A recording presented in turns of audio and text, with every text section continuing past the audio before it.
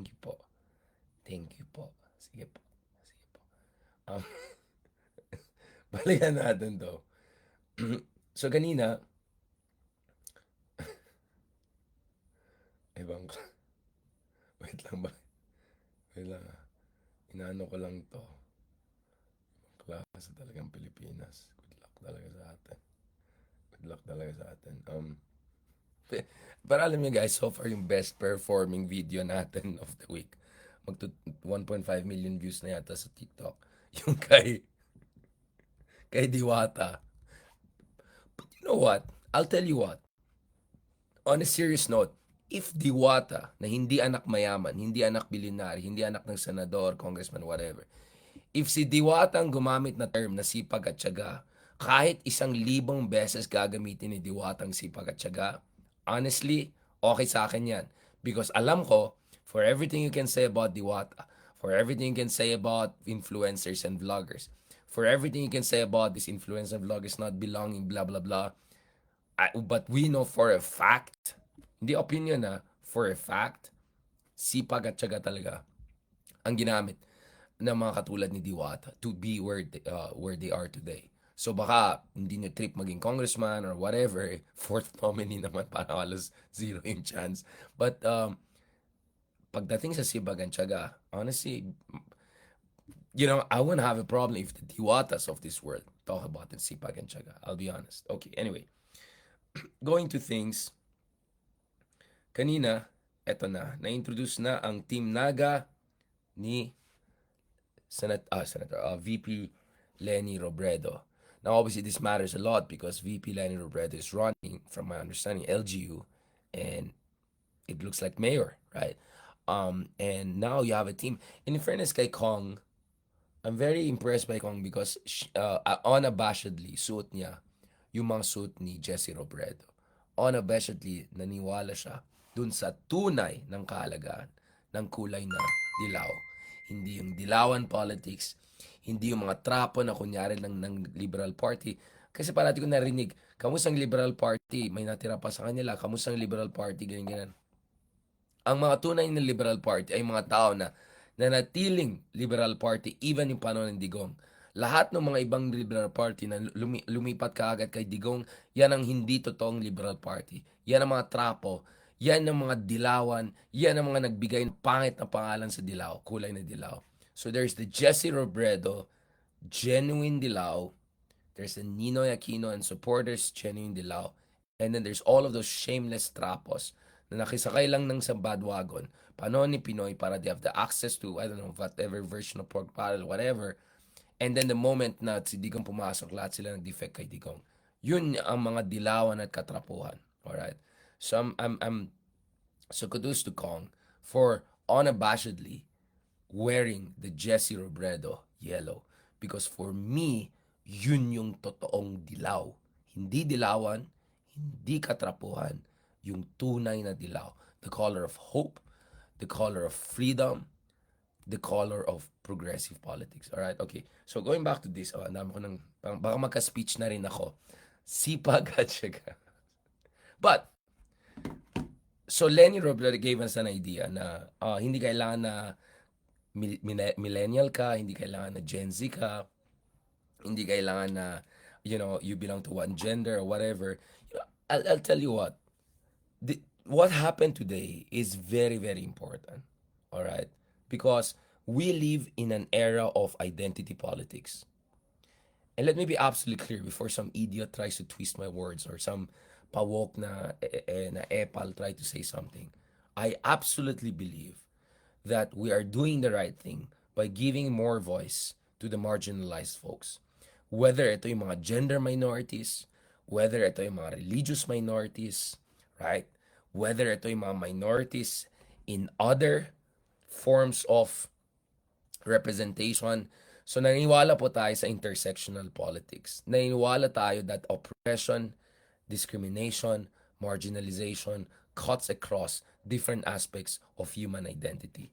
So, actually, tuwang-tuwa ako dito sa identity politics natin. In a sense that binibigyan natin ng boses at in-empower natin ang mga kababaihan, mga kapatid natin marginalized communities, whether it's our Moro brothers and sisters, it's the indigenous communities, mga IPs, whether ito ay mga LGBTQ plus community. Ako, personally, I'm a conservative person on certain social values, pero naiwala ako sa liberalismo, not in terms of liberal party, dilawan ito. No, I believe in pluralism. I believe in human dignity. And as the Pope, the great Pope, Pope Francis says, sino ba tayo para humusga ng ibang tao? Diba? So if the great Pope himself says that dapat, diba, bigyan natin ng boses ng iba't ibang grupo, dapat nagiging sensitibo tayo, nagiging uh, receptive tayo, naging bukas tayo sa diskusyon.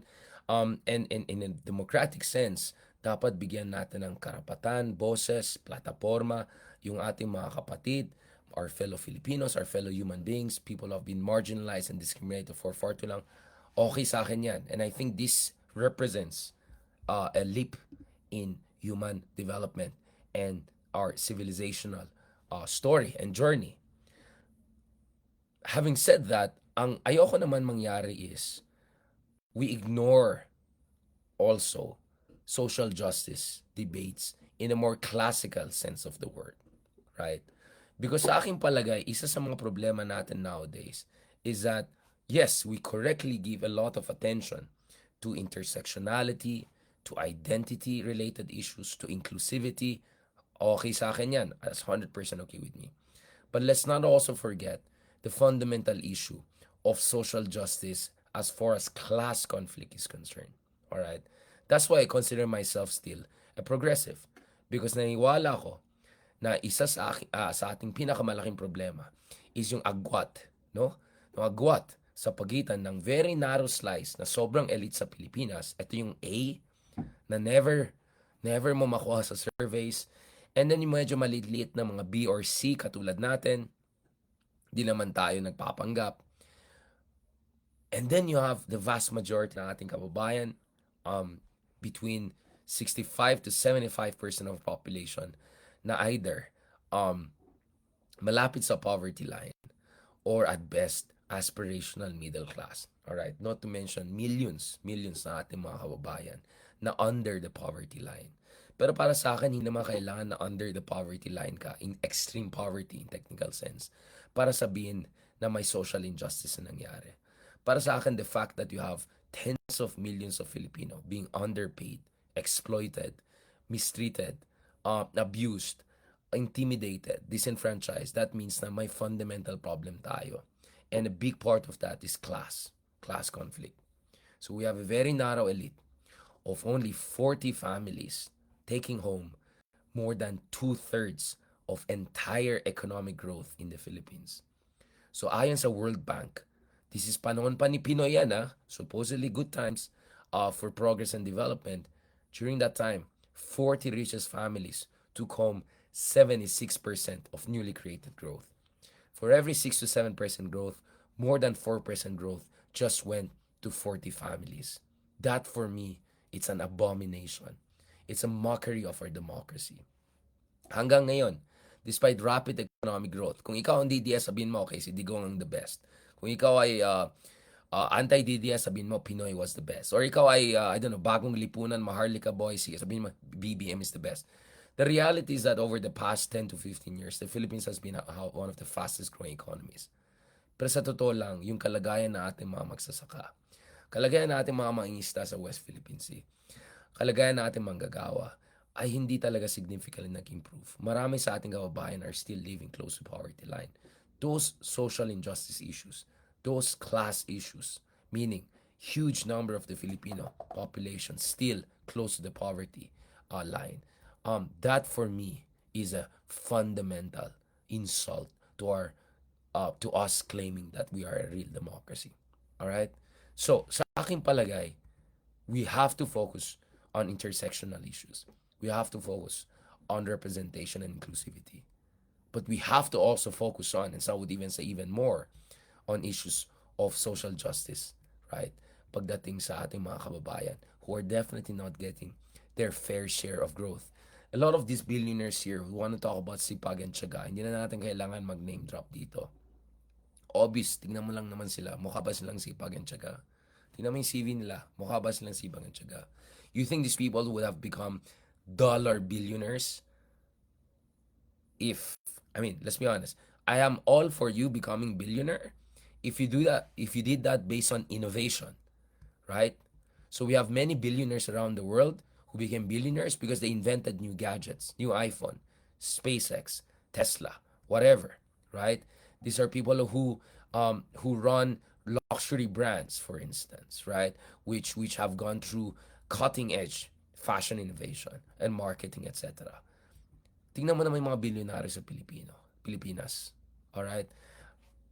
Kaya nainis ako, medyo na ano ako doon, hindi man nainis, but parang nairita ako doon sa mga ibang kaibigan natin, na impress na doon sa mga ibang oligarch ay pumila doon sa whatever airport. Parang, ganyan lang impress na tayo.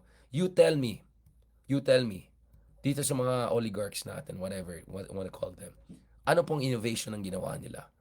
Have they introduced to us a single new car? Have they introduced to us a single new technology? Have they produced anything of worth when it comes to manufacturing na may added value? I'm not talking about yung beer or something like that. That's not real manufacturing. I'm talking about electric cars. I'm talking about semiconductors.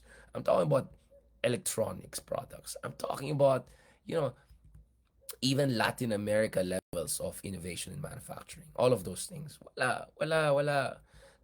How did this become billionaires? People billionaires? Okay, we can talk about rent seeking. We can talk about, all sorts of different practices that made these people billionaires. You don't believe me? Read this fantastic book, How Asia Works, at Asian Godfathers, which looks at how billionaires in Southeast Asia emerged, not only in Philippines, Malaysia, Indonesia, Thailand. Practically all of these billionaires became billionaires without really being massive innovators. Anyways, um, going back to this,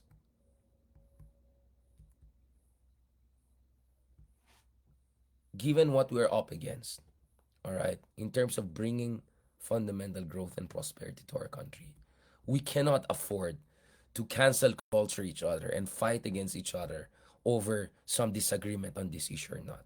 Hindi mo nagustuhan yung sinabi ni ganito kay Kaloy, okay, canceled na siya. Never mind, itong tao na tayo lumaban sa demokrasya, he risk or she risk her life for 10 years against Duterte. Alright. Etong tao na to, hindi mo nagustuhan yung sinabi niya ukol sa meeting ni Leni, ganon.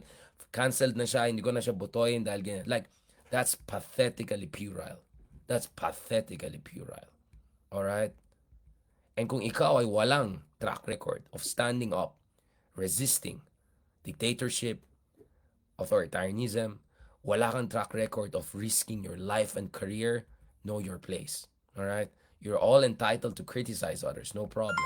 Pero huwag kang mag-virtue signaling kung wala ka namang ipakita in terms of actually sacrificing your safety, your life, your career, among other things. So, konting respeto naman dyan. So, yun lang masasabi ko dun sa mga iba dyan na nag-virtue signaling at umepal-epal. That puerile cancel culture is the enemy of progressive movement.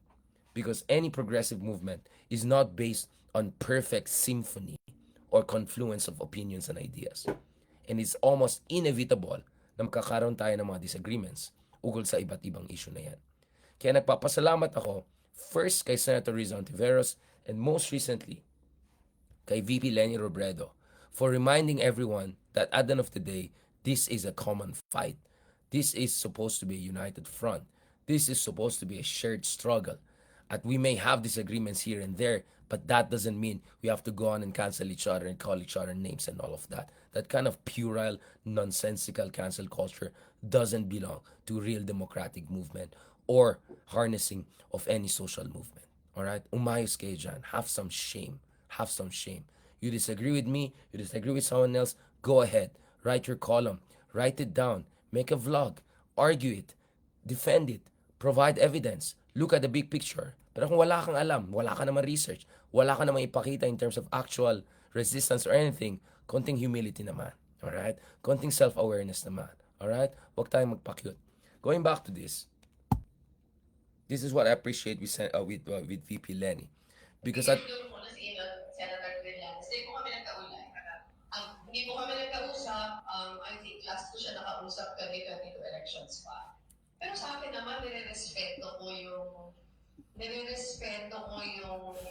pakiramdam niya about the meeting. alam natin na for a very long time talagang nilalabanan na ni Senator Trillanes si Duterte. At naiintindihan ko where he is coming from. Medyo So, exactly. Naintindihan ko where Trillanes is coming from, which in with extension says naintindihan niya lahat ng may ibang tao nag-raise ng concerns, including yours truly, because I also felt it was not the right thing to do or the right time.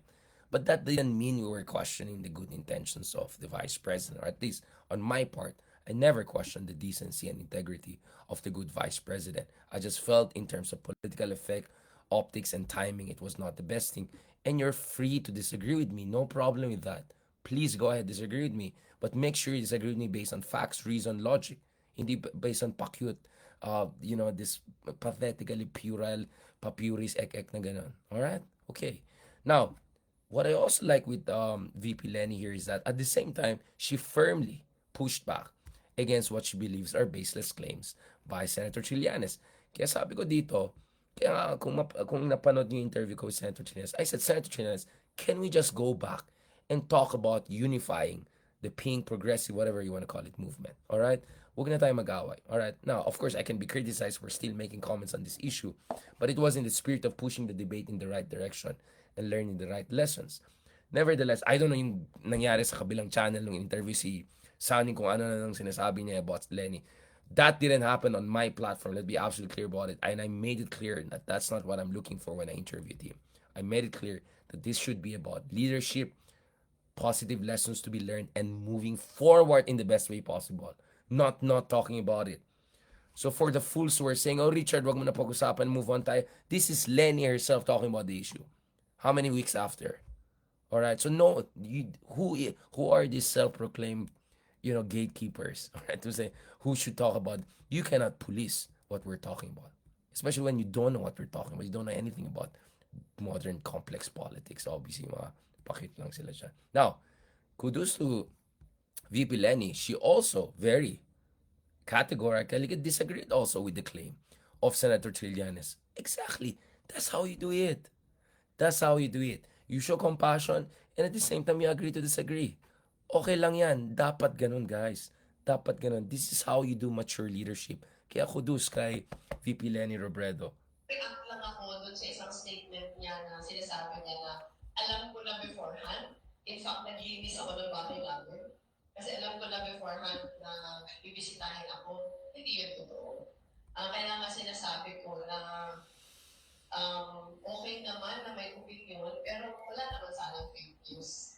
So doon lang naman ako nag-react. Pero as to his feelings, sa opinion about the meeting, nire-respeto ko yun. See, ganon. Exactly. I mean, I wish Lenny did this last week or something like that. But anyways, I think I'm glad that the good VP herself spoke on this issue para we can move forward but based on a proper understanding of issue. Kasi hindi ka pwede mag-move forward kung hindi properly sarado. Closure. We needed a closure on that issue. In fairness naman kay Senator Trillanes, he has moved on already. Nasa Caloocan siya and all of that. But I think kudos to VP Leni Robredo. She made that intervention. I think that intervention is extremely important because it allows for us to move forward in a mature way. And at the same time, I think it effectively rejects yung ganyan policing of discourse, shutting down of any contrarian views, this puerile, pathetic cancel culture, all this name calling, all this childish nonsense, all of this anti intellectual fanaticism, all of this purist, pacut posturing. No, that doesn't have any place. So thank you for VP Leni Robredo for reminding us that we can politely agree to disagree, and more importantly, we have to have compassion. So tignan mo, even if Leni probably also was offended by insinuations or more by Sentry, sinabi pa rin yan, naintindihan ko saan siya galing. So I really hope, guys, we learn from these interventions, right? We can have a debate about who's right and who's wrong and all. But I think this was a very good intervention by the good VP Leni. And hindi kailangan millennial or gender minority to be actually a representation of new politics.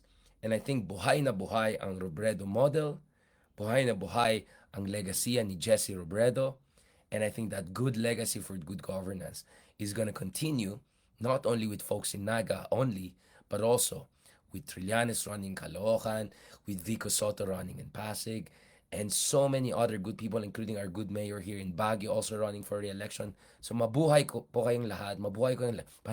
Parang ending na rin ng Camille Villar. Sipag at tiyaga po ang kailangan natin. My family, my... Thank you very much. All right. No, no, no, but you see where I'm coming from, guys. All right. So, yun. Compassion and maturely agree to disagree, but don't lose off the bigger fight, eye on the ball. On that note, thank you very much. God bless and talk to you soon.